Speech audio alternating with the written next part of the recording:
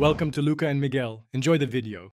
You start now, disconnect external peripherals to avoid write conflicts, then press and hold the power button for 10 seconds until the MacBook Air goes dark.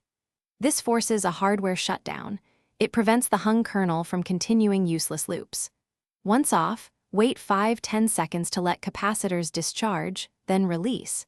Make sure the charger is connected before rebooting because low battery can mimic hangs. Doing this clears transient faults, so you can safely move to recovery-level fixes.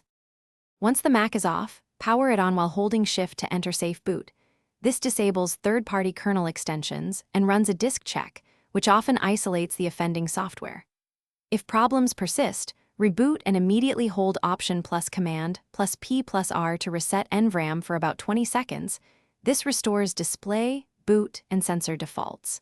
Then perform an SMC reset according to your MacBook Air model, with the charger connected. Because power management issues commonly cause freezes, and if the machine still hangs, boot to recovery by holding Command plus R and choose Reinstall Mac OS.